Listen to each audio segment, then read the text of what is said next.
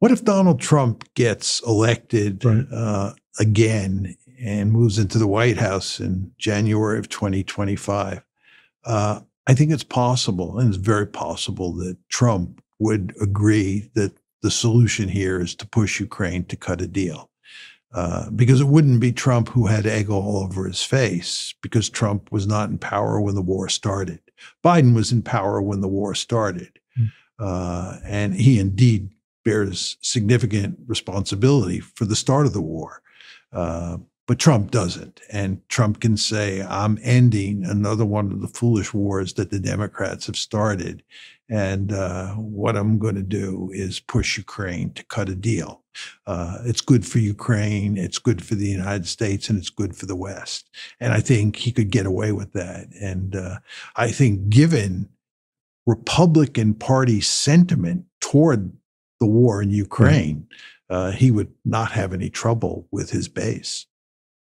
Would you foresee a scenario in the event Trump were to go to the White House early next year where the U.S., NATO, and Ukraine would be able to win the peace more to the extent that they are not going to win the war? I'm not sure what it means to win the peace. When you use that phrase, I'm borrowing somebody else's phrase. Okay. One example that would have been given was the loss of the United States in Vietnam, right? But by way of that loss, the U.S. has won the peace to the extent that Vietnam has become one of the most ardent supporters of the United States.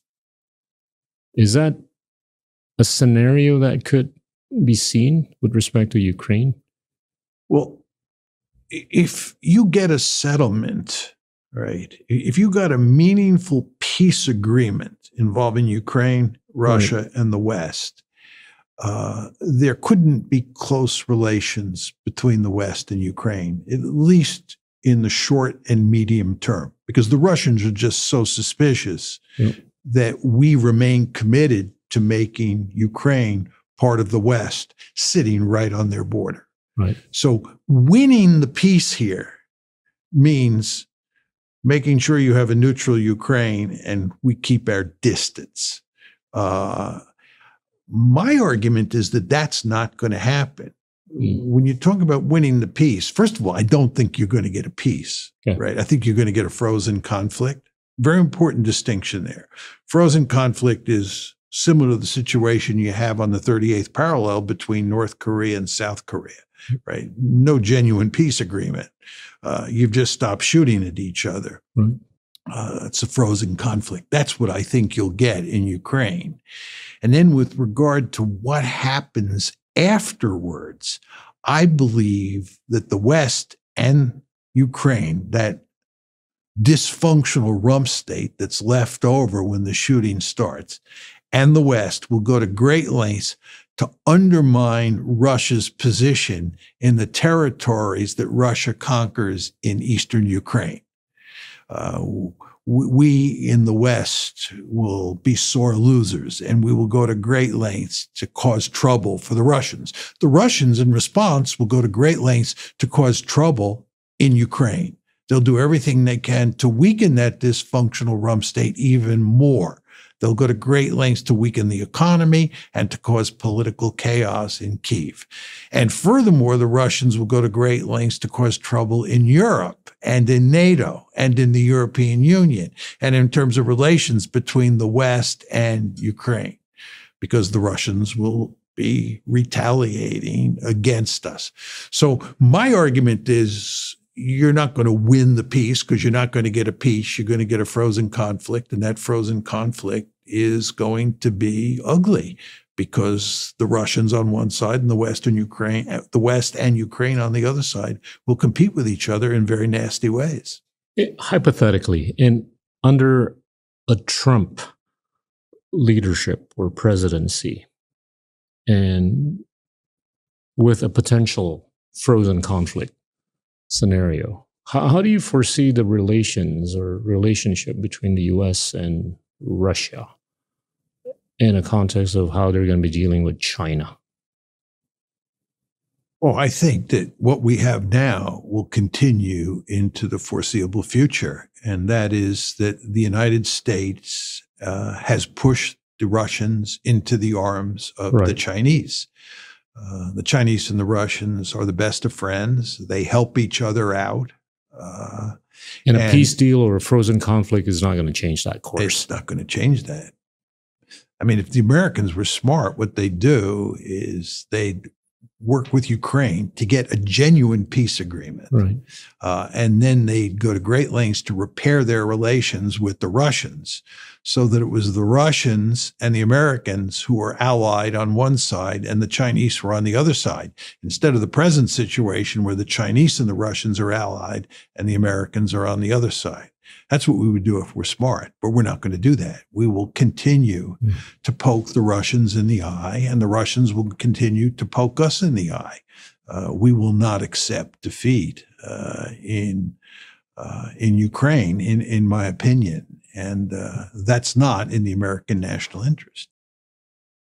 We are seeing political dysfunction in the United States.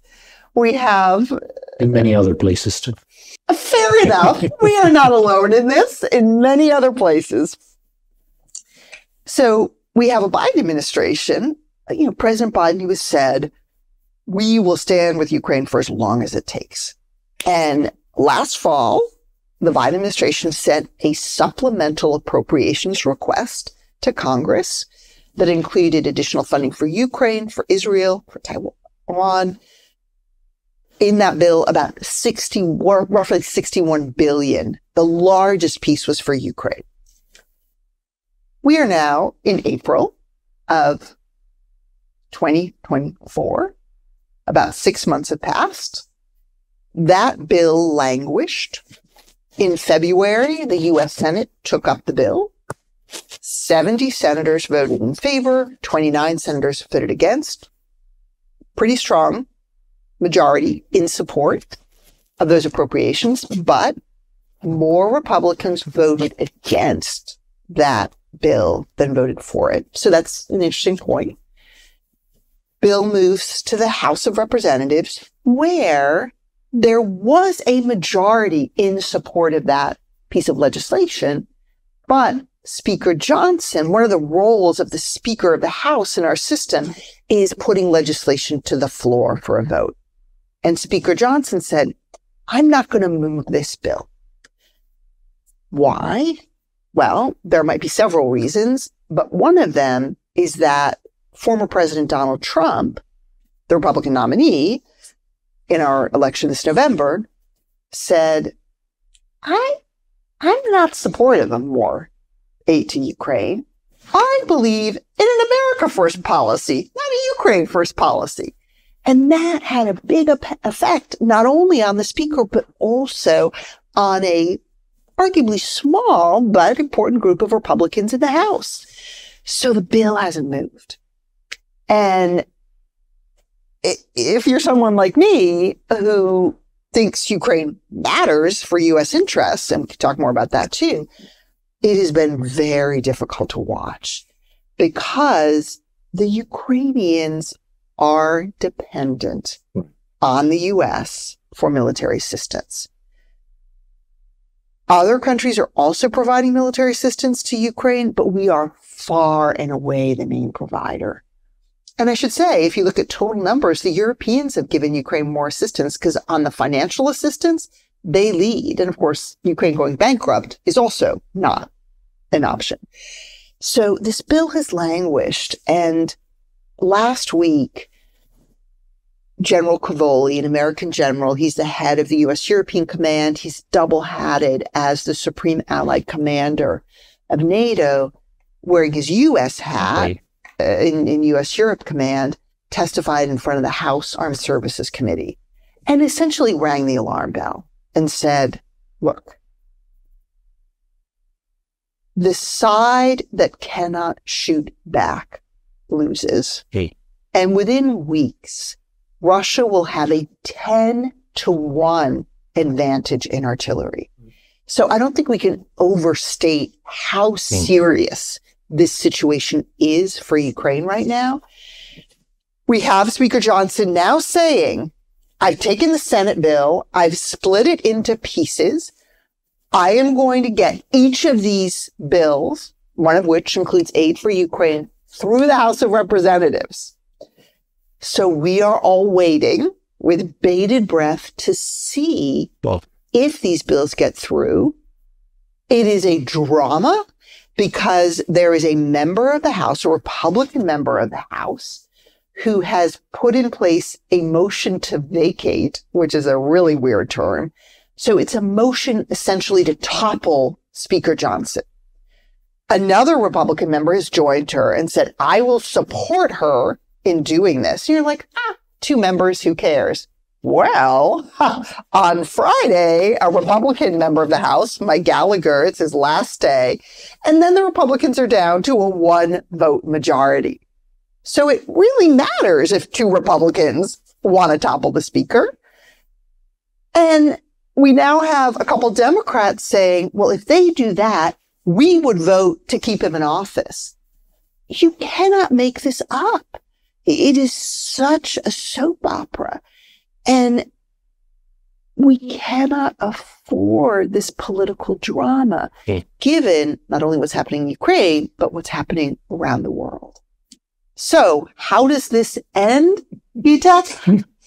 My crystal ball is a little cloudy, but if we don't get Ukraine more military assistance, we do know how it ends. Whoa.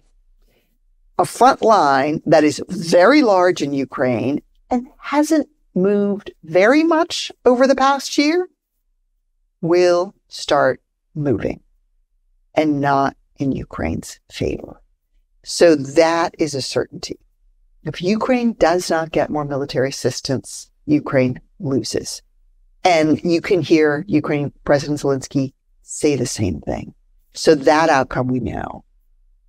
If weapons keep flowing to Ukraine, then I think what you postulated may be the outcome. You may have a frozen conflict.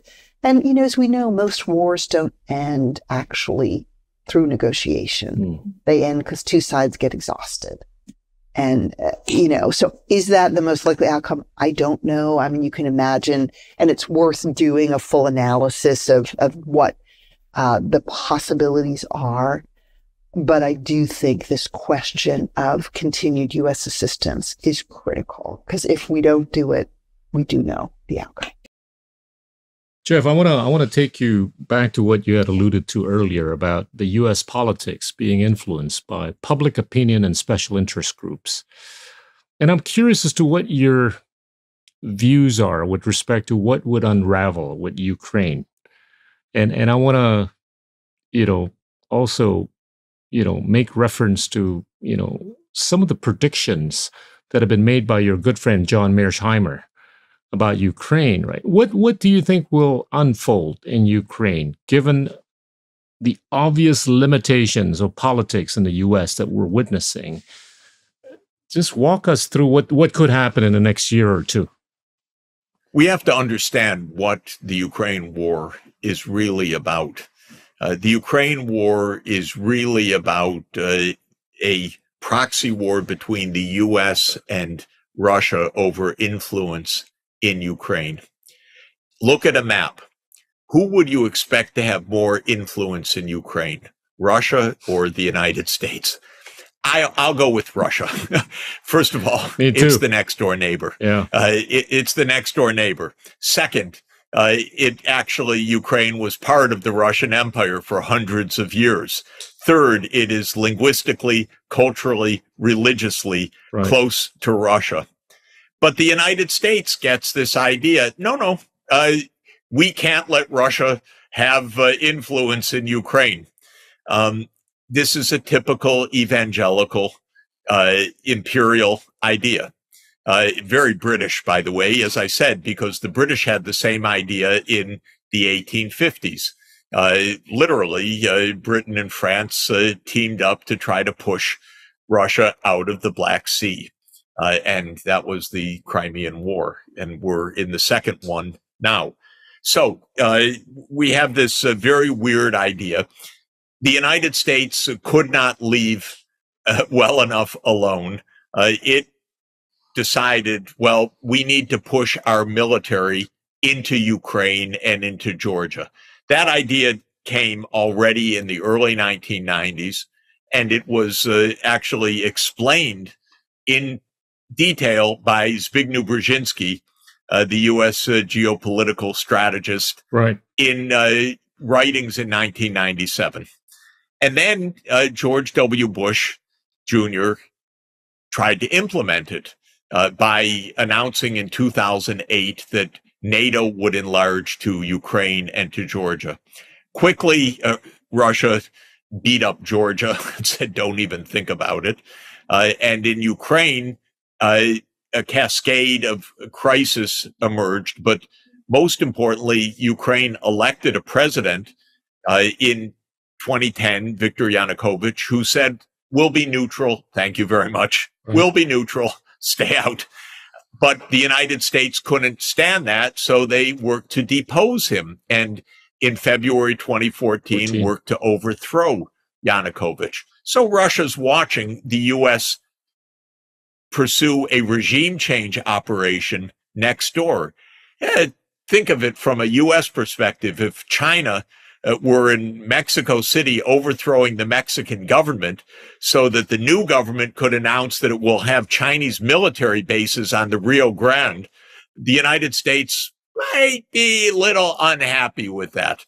Well, that was the situation as it unfolded in Ukraine in February 2014. Putin took back Crimea, which is where their naval base is. He wasn't claiming it beforehand. He was just had a long-term lease on it. Right. But then when the United States moved in February 2014 and worked to overthrow the government, Putin said, I'm not going to let Sevastopol, a naval base, fall to NATO. Are you kidding? So he took Crimea back. Then what ensued over the next 8 years was lots of complication, which I won't go into detail, but essentially the U.S. arming a anti-Russian regime that had been installed in Kiev and building up towards war.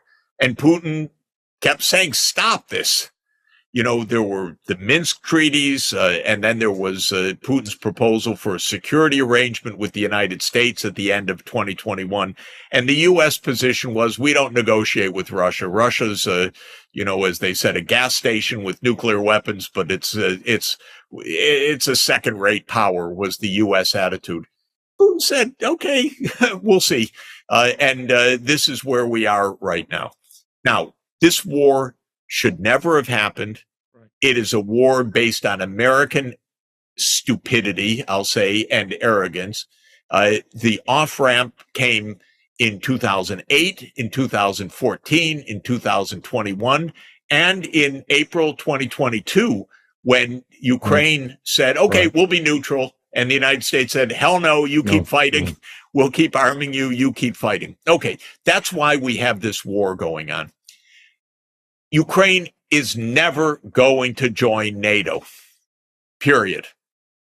Because Russia's going to defeat Ukraine through conventional arms. But if for whatever reason that didn't happen, it's going to go nuclear.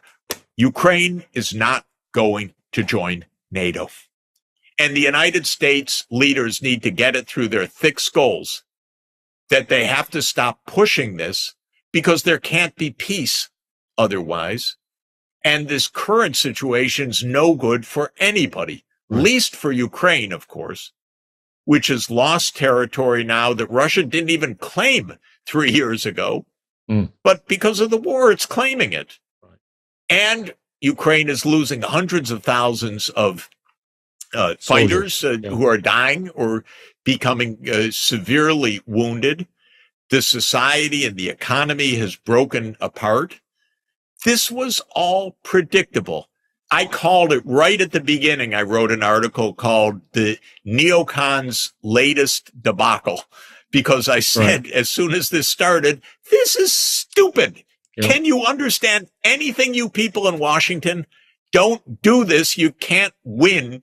Ukraine will lose. And I tried to talk to the Ukrainian authorities about this because I know a thing or two. I actually advised Ukraine's President Kuchma back in 1994. Right. I advised Yeltsin. I know the region. They said, oh, you're just a Putin apologist. I said, I'm trying to help you. You don't understand. You're getting into a dead end, literally, this way. And I'm trying to help spare you this disaster. Well, they couldn't understand it. They thought I was just pro-Russian propagandist, frankly. But the point is, all of this disaster was predictable. Right. And I tried to talk the White House out of this. I mean, I'm just one person, an academic, but I know people. And I told them at the end of 2021, don't go to war over this. Right. Negotiate with Russia over this. Negotiate. Well, they couldn't hear that. So here we are. And I say every day, Biden needs to pick up the phone. Right. And say to President Putin, you know what? That NATO enlargement wasn't a good idea. We're not going to do that. We'll say that publicly. We'll stop this fighting. Let's work this out politically. And I keep offering he can use my cell phone. He can use my Zoom account. Any way he wants to call, he can do it. But they don't do it yet. But that's what they should do. Trump didn't actually change American foreign policy as much as many people think. He talked a good game. His deportment, his behavior was very different than previous presidents. But, the American presence in Europe actually went up during the Trump administration. He didn't alter American Middle East policy all that much, a little bit, but it wasn't as though the United States stopped supporting Egypt, stopped supporting Israel, stopped supporting Saudi Arabia, or got really serious about dealing with the Israeli-Palestinian conflict on his watch. It was more of the same, done in a slightly different style. Previous American presidents had been concerned about China. Trump did, in fact, the one major departure was trying to alter the economic relationship with China. But by and large, he didn't change things as much. And of course, Biden, in a sense, has gone back to the policies of the Obama administration as well. And the argument, in hell of good intentions, is that this has a lot to do with the nature of the American foreign policy establishment, the sort of bipartisan set of people who do foreign policy full time and basically are committed to trying to maintain American primacy in the world, to American global leadership, to trying to run as much of the local politics of the world as we can. Now, what Trump would do if he's reelected remains to be seen, but it seems to me the failures of the Biden administration have given him an opportunity on foreign policy that he might not otherwise have had. The war in Ukraine has not gone as the United States has hoped. The situation in the Middle East is a disaster, and, arguably worse than it was when Trump left. Trump deserves no credit for having done anything good in the Middle East, but the point is that's going to be on Biden as well.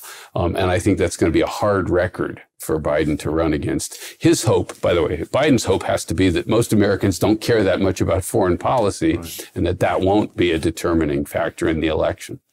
What puzzles me is that there is this continuation of this divergence between public opinions and policies. Why does it continue? Yeah, no, it's quite clear, and this goes back many years, not a recent phenomenon, that there's always been something of a gap between what the public says it wants in foreign policy and what ultimately presidents choose to do. It's worth noting that every president since Clinton has basically run on a platform of saying they were going to do less. They were going to be less active in foreign policy. They were going to focus on fixing things here in the United States. So, Bill Clinton said it's the economy, stupid. And George W. Bush said we were going to have a humble foreign policy, strong but humble. Barack Obama ran on nation building at home, not on forever wars. And of course, Donald Trump wanted to repudiate everything. So they all understand that that's what the American people want to hear. Yeah. Then they get into office and they do something different. And I think that's partly the fact that the institutions, and I mean both the institutions of government, but also the surrounding set of institutions, think tanks, universities, et cetera, all tend to be very strongly supportive of a very active American global role, even if we don't necessarily have a good idea what we're doing, and even if some of the things we're trying to do are counterproductive. 3 major wars by the US really hurt the Europeans. And Norm and I talk about this in the withdrawal. Right, one is the war against Iraq, the campaign against Iran, and the war against Libya cut off Europe from 3 major energy sources. Libya was a principal oil supplier to Europe, sweet oil, the best quality. Natural gas from Iran, key, to Europe's energy future, and so on. United States cut them off from these energy supplies. Increasingly, Europe started to rely on Russia. And so you had Nord Stream 1 and then Nord Stream 2, and then several other pipelines going through Poland and so on. There was reliance on Russia. There's a terrific moment when Donald Trump is talking to Jens Stoltenberg of NATO, and Trump berates him, on camera and says to him, listen, you want us to protect you. You want us to put all this money into NATO and so on. At the same time, you're buying all this energy from Russia. You want us to protect you from Russia, and yet you're buying energy from them. We're not going to tolerate this, and so on. Very interesting that the US was pushing hard on Europe to slow down on its integration with Russia. At the same time, Europe was increasing integration with China. This is for 2 reasons. Number one, China is a major manufacturer for European multinational corporations. The city of Wuhan, where the pandemic was first noted, is actually it's a Ruhr Valley of Germany. The Ruhr Valley of Germany is moved from Germany to Hubei province in China, because a lot of German companies effectively operate out of Hubei. If you go to Wuhan, you see all these companies, German companies everywhere. So one is, a lot of European manufacturing had been taking place in China. That's one integration.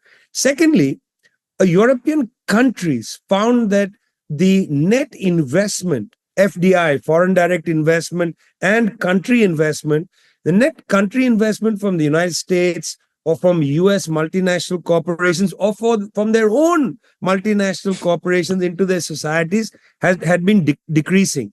That, the Europeans were not able to harness their own multinational corporations to invest in Europe. They were investing in ... places like Hubei province or in Indonesia. They are not investing in their own countries. So these countries were facing a serious investment gap, including an infrastructure gap. The United States also was experiencing this, but they were able to get around that through military spending and so on. But Biden had to try desperately to push an investment and an infrastructure bill, because they can't compel US multinationals or US capitalists to invest in their own country. Just can't do it. They're having a hard time. So Europe started increasingly to join China's Belt and Road project. First one country, Italy, then a whole host of Eastern European countries and so on.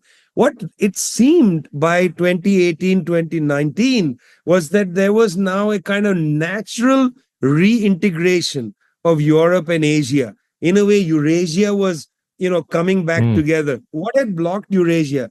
Firstly, the colonial history had blocked the proper integration. Integration where it's a win-win. It's not integration where India loses and Britain wins, but at a kind of, sort of equitable level. Then the Cold War was a disruptor of this integration. The Iron Curtain, the attempt to first isolate China and so on. Now, all that is over. And for practical, pragmatic reasons, Eurasian integration was taking place. Now, this is a direct existential threat to US multinational corporations and perhaps to the United States ruling elites. They cannot tolerate the return of China to the world stage. Cannot tolerate it. Why do I say return of China? Because until about the 1820s, China was one of the leading economies in the world. It is now merely returning to where it was since the first Opium War onward, the century of humiliation. And they can't tolerate Russia being a major player in Europe. They just can't tolerate it. Now, I'm no big fan of, Russian oligarchs or whatever. I don't have any problem being critical of them. But if we look at it, it was this integration that seemed to bother the ruling elites. And then you got this new Cold War, poking at Russia through Ukraine, the basically emplacement of a US ally in the government in Kiev after the Maidan protests, and then this utilization of Taiwan. I mean, I think reckless move by US Congress to twice send delegations to Taipei over the last year and a half. Very reckless move. What is the need of that? I mean, you got to negotiate with Beijing. You can't, basically set in motion what might end up being a military, conflict at that end of the world. And I must say, the Chinese are being quite sober in this. They didn't take the bait with, when two U.S. congressional delegations went to Taipei. What they did is, after the U.S. delegation left, they closed down Taiwan airspace as an act of force. Now, whether that's good or bad is not relevant, but at least they didn't shoot at the U.S. plane, saying, why are you there? This is Chinese airspace. I mean, that would have been catastrophic. So, we have a complicated situation of this unipolarity. You asked me before we started, why is it that the West has a hard time with unipolarity? The South seems to have an easier time. Yeah, this is a good example of that. Many people in the United States were talking about a pivot to Asia, which is an absurd concept because the United States has been an Asian power for a really long time, has huge investments, financial investments throughout Asia, including Southeast Asia, where it's just a colossal investor. Technology transfer, people-to-people exchange, like we were talking about earlier, right? America is in Asia deeply already. But the pivot to Asia was meant as a transfer of some of the resources from the Middle East to the Indo-Pacific. Okay. So that was the intention. And that also implied maybe Europe should take care of itself and the U.S. shouldn't expend as many, the scale of resources, especially military with NATO. Why can't Europe defend itself? They're rich countries. And so the notion of pivot to Asia became tied into a kind of zero sum, take it from here, put it over there, because we have limited resources. The world is changing. We have deficits. We have demands at home. We can't be everywhere on the same scale anymore. So it's understandable. But it turned out that the war in Ukraine galvanized America and its allies, galvanized, resuscitated NATO and the EU, and also brought Europe and the US much closer on China policy. Because China, as you know, initially rhetorically and now more than rhetorically has supported Russia's war effort. And so the Europeans had been attempting to distance themselves from the United States to a degree on China policy. China and the US were going to be antagonistic, two great powers, one the status quo power, one the rising power. It was inevitable that there would be friction. But hey, we're Europe. We don't like conflict. We love trade. So let's distance ourselves from the US and have a more friendly face towards China and have mutual enrichment, the trade with China. And then they discovered that, well, geez, the dependency on Russian energy blew up in their face. Maybe it's not so good to be that intertwined with an authoritarian regime that mistreats its people at home and might therefore behave abroad in similar ways to the way it behaves at home.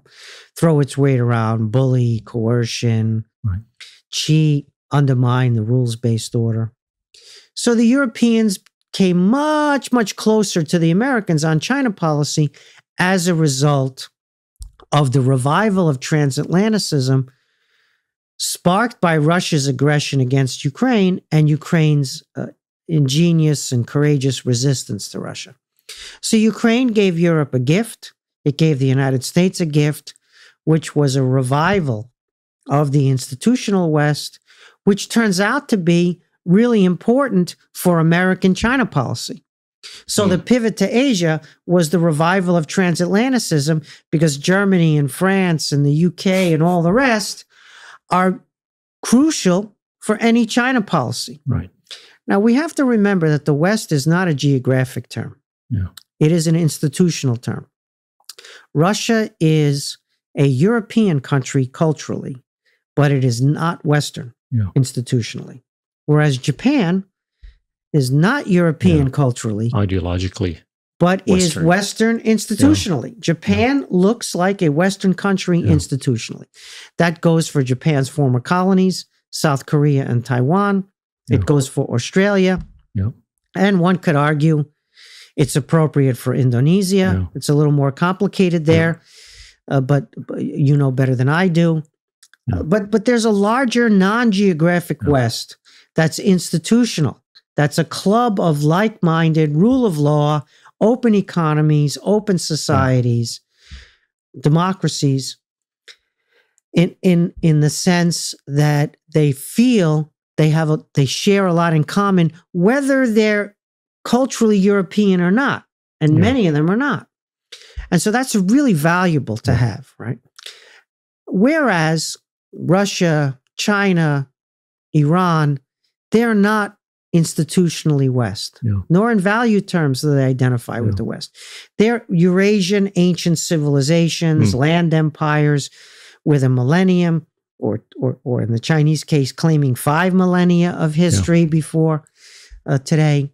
And so there's a big difference in that non-geographical institutional West, where if you're going to confront China, it's nice to have friends and allies, and it's nice to have the most successful countries and countries that share your values and institutions be your friends and allies. I agree that we have to share the planet with China. China has been here a long time. They're going to be here a long time going forward. They're just a remarkable civilization. Their achievements are breathtaking. My wife, for 15 years, worked in the Asian art department at the Metropolitan Museum of Art. And I used to take the kids to pick up mom after work. I used to go meet my wife on my own at the Metropolitan Museum. And she's in the Asian art department. And I have to tell you, it's just breathtaking every day to see it again and again. There's more and more and more to discover, even if you've seen it every day for 15 years, right? So China just takes the breath away. We have to share the planet with China. That's not the point, right? The ocean is wet. We have to share the planet with China. The point is, what are the terms of sharing the planet? And how do we negotiate those terms so that we preserve the free and open societies, the rule of law, the institutional West that accounts for our peace and prosperity? Yes, we make a lot of mistakes. Yes, there are a lot of policies and actions that one could criticize, from that Vietnam War to many others that you could name. There's a lot of agony that comes from mistakes, and more than mistakes on the Western side. It's very imperfect. But we live in a world of reality where what's the better alternative? Is it better to make the West live up to its promises, or is it better to undermine the Western order and get something else that maybe would be more coercive, more hierarchical, less free and open? And so I'm all in favor of sharing the planet. I just want to negotiate the terms. And I want to have leverage to negotiate those terms so that we can defend our values and institutions while we're sharing the planet. We can recognize China's greatness. We can recognize China's achievements, but we don't want to live under Xinjiang. We don't want to live what happened to Hong Kong. We don't want that to happen to places outside of China, because China has huge influence and power as a result of its commercial success. We want to push back, not against the commercial success. We want to share in that commercial success, because that's win-win in many cases. We want to push back on use of that commercial leverage by China to enforce a different world order that's suitable for an authoritarian regime, that is safer, more secure for an authoritarian regime, but not for the kind of values and institutions that we cherish. You've alluded to the fact that the last couple of 100 years of Western domination would have been an historical aberration, right? To what extent do you think this will be short-lived or long-lived on the back of China's rise? Well, I think it's, to give the West credit where it's due, it's actually quite stunning that this very small populations in the West, first of all, succeeded so spectacularly. I mean, delivering the Renaissance, the Enlightenment, the Industrial Revolution, the scientific revolutions.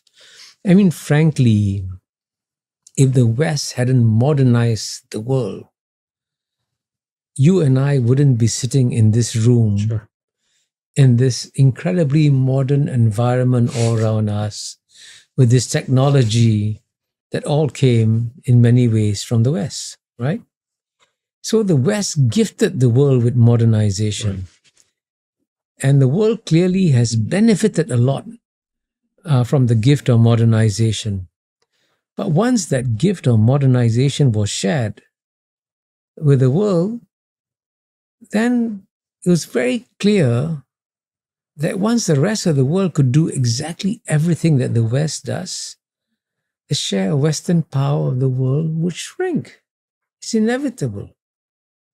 And therefore, it would be wiser for the West to adapt itself to a world in which Western power has shrunk, but adapt intelligently, preemptively, instead of trying to resist it and refusing change. To give you a very simple example, just to illustrate my point, it made sense in the 1940s for the Europeans to insist that the head of the IMF should be European and the head of the World Bank should be American. That made sense in the 1940s because the United States alone had 50% of the world's GNP. And the Europeans were obviously going to recover and do very well. But now, 8 decades later, when the most dynamic, fastest growing economies are in Asia, how can you deny Asians from running the IMF or the World Bank? But that's an example of how the mindsets of Western domination are so deeply embedded in the minds of Western leaders that they cannot do the obvious, commonsensical thing, make way for somebody else. This stickiness with respect to the old paradigm that would have dated back to the 40s can only be unlocked through a number of means. One of which is the continuation of of China's rise, right? China is just going to be much more dominant going forward, right? And they're going to be able to insist upon revising the pre-existing order. Or, secondly, it could take, again, the humility or the realization by the West that perhaps some of these multilateral institutions should be headed up by an Indian, by a Chinese, by a Southeast Asian, by an African, or whatever. Are we likely to witness the end of engagement between China and the US? Well, I think nowadays no American leader dares to use the word engagement. Right. Sadly, I mean, engagement, by the way, is a positive human relationship. Right. Just like you and I are engaging each other now, which is the most civilized thing to do. And the normal position within two great powers, any two great powers should be engagement. But if you use the word in the United States, if any American politician says, I'm in favor of engagement with China, he's dead. He's finished.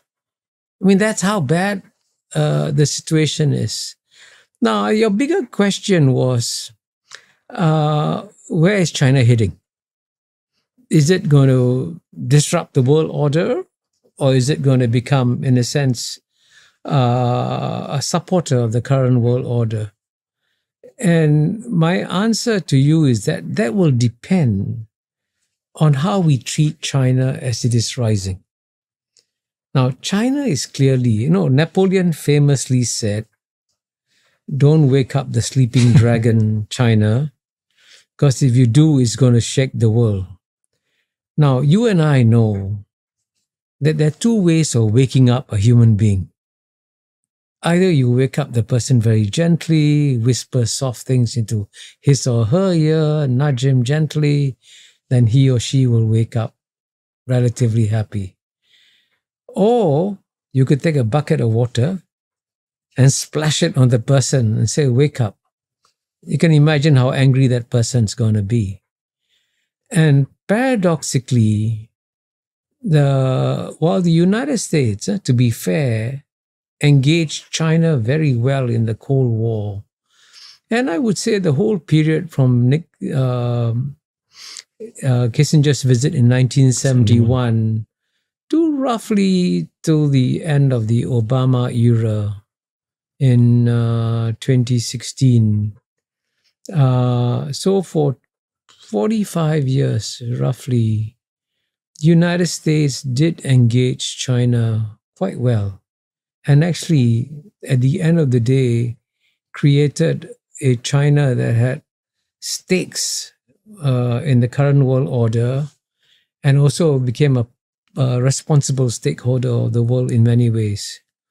But since then, the United States has now decided to do the opposite and use all kinds of measures to stop the rise of China. And in the case of the United States today, even though the United States is bitterly divided as a society, and Trump and Biden don't agree on anything, but they only agree on one thing: it's time to stop China, which I think, by the way, is an unwise policy because it ain't going to work. You can't stop China's rise. China's rise or demise will be determined by internal forces inside China. You from outside, you cannot influence it. And so if the United States is now going to take measure after measure against China, tariffs, CHIPS Act, sanctions, clearly China is going to emerge as a very angry dragon. And so I wonder whether the West has thought about this and say, is this what we want to see happen in the world?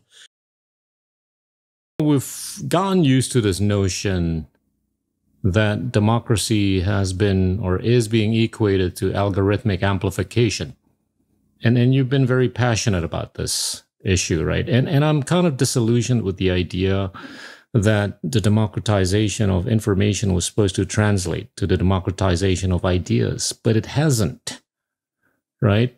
And how do you think this will reshape the future leadership in any dimension, whether it's in a house of worship, any kind of social institution, academia, policy, politics, entrepreneurship, what have you, where we're seeing this tremendous tendency to sensationalize based on the asymmetry of information, based on, you've used this phrase, massive operationalization of misinformation. We call that disinformation. Talk about that, Maria. Wow. I let me begin with so I think of the information ecosystem like a river, right? It's a river flowing downstream. And what we see downstream, think about it like the pollution of a river. And there's a factory up top, upstream, that is polluting the river. And then what we're doing is we're here downstream, like picking up a glass of water, cleaning up the water, and then dumping it back in the river. That is downstream, right? That's what fact checking does, content moderation. Right. But then what we need to do is to go all the way up to the factory and shut this down, right? So it stops polluting the river so that we can actually have clear public discussions debate, listen to each other, so that we can have what is necessary for a democracy. So let's talk about the design that brings there. In 2018, MIT came up with a study that said that on social media, lies spread 6 times faster than facts, because facts are really boring, right? Journalists spend our entire lives. This is I think I said 38th year, right? So it's been almost 40 years. We spend our entire careers trying to learn how to tell stories to keep your attention. Now we're fighting against social media platforms that literally their goal is to keep you scrolling. And in order to keep you scrolling, they will feed you lies 6 times faster. 6 times faster, lies will spread. And then what we saw in the Philippines is that if it is laced with fear, anger, and hate, it spreads even faster. That's globally. That's what we've seen now. So the incentive structure was turned upside down when it became a profit motive, right? That's one part. The second part is, in order to get to the business model of this, as former trade minister, you would know this, right? Like, in the end, it's the business model. And the business model is surveillance capitalism. We didn't even get that name until 2019.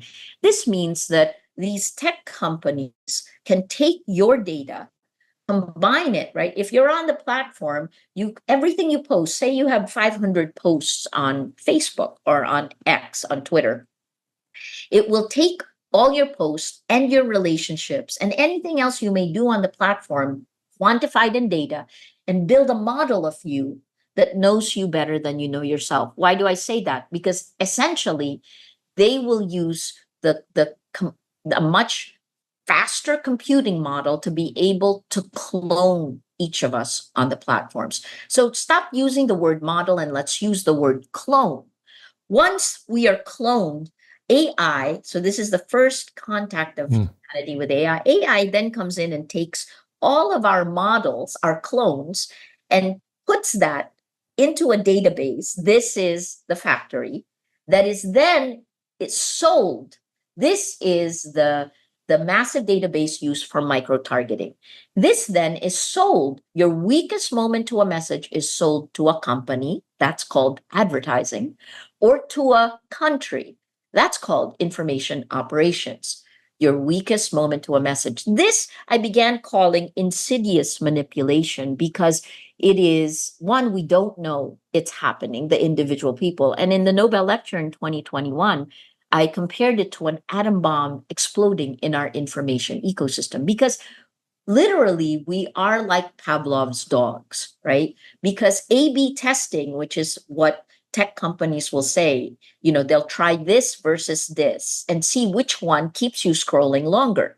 So one algorithm, for example, that is the same, every single social media platform uses this, which is the algorithm for growth, right? So Meta, what's the algorithm for growth? They found out that if they recommend to each of us friends of friends, that we will click on it because they're friends of friends and grow our network, and in the process, grow their own network. But that friends of friends algorithm is literally the algorithm that polarized society, right? So whether it's in the Philippines or in the United States, so you have Duterte or you have Trump, whatever this was in 2016, right. Philippines, we didn't debate our facts. But in 2016, when President Duterte won, if you were pro-Duterte, that friends of friends algorithm moved you further right. If you were anti-Duterte, you moved further left. And over the years, again, replaced Duterte with Trump, with Orban, with Bolsonaro. That gap grew wider. That's the polarization. Sorry, there's a lot of stuff to say. So I began to call this the corruption in the information. Right. Because when you begin to reward lies, I mean, would you reward your child every time that person lies? Every time your child lies? What kind of person will your child become? That is what has turned the value system of the world upside down. And it is not a coincidence that as of January 2023, so this was a year ago, we're waiting for the new results to come out. 72% of the world is now under authoritarian rule. That is up from 60% in 2022, right? So look at that gap. And then 2024 is an extremely critical year because about half of the world will be voting this year, including the largest democracies. You're in the United States, the US will vote in November.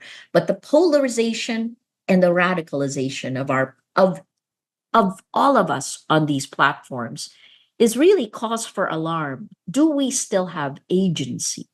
Or are we being insidiously manipulated? And I think the last part is it doesn't end with that first contact of AI on social media. In November 2022, generative AI was rolled out publicly, right? This is ChatGPT was the first mover. When it did this is large language models. OpenAI thought that when they rolled it out, that about 100,000 people would download and help them train their model. But it became 100 million people training that large language models, which essentially scooped up all the content on the internet.